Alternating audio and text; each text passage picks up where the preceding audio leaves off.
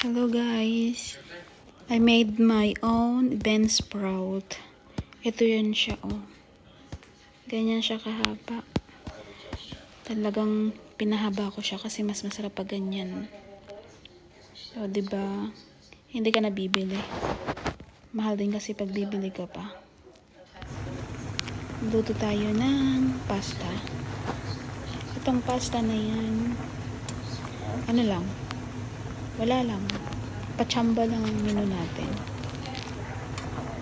Palambutin lang muna natin si pasta. At lalagyan natin siya ng mamaya. Konting bean sprout na ginawa. Wala kasi akong ibang maisip na recipe.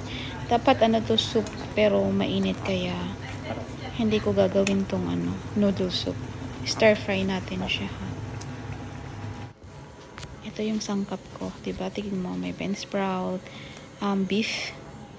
Ayan, marinate na siya. Ito yung bean sprout. Tapos may red bell pepper, garlic, tsaka yung chili.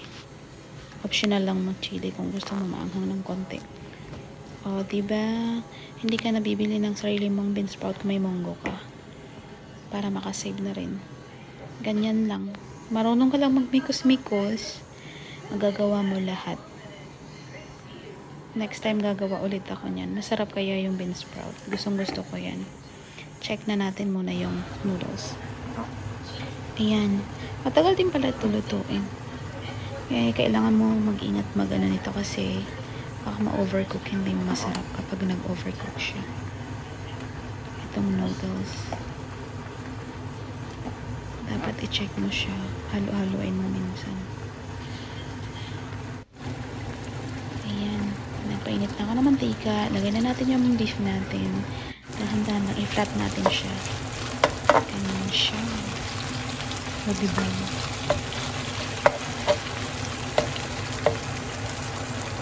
Hindi ko sure ang beef kung malambot ba ito. Pero, stir fry ko lang siya.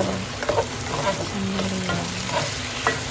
Make sure na luto yung both sides niya.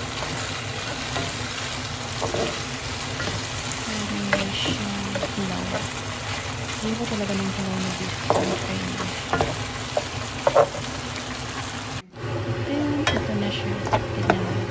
Hindi ko na pinakita kung paano mag-umpisa kasi bawang lang naman, yung chili, tapos yung noodles. Ilagay mo na yung bean sprout.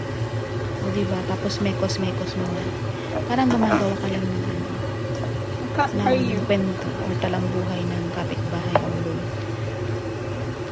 Diba? Ayan. Lutuin, mabuti, haluin hanggang sa abutin tayo ng 3 linggo. Char, hindi 3 linggo. Ayan, tapos na yan Ready to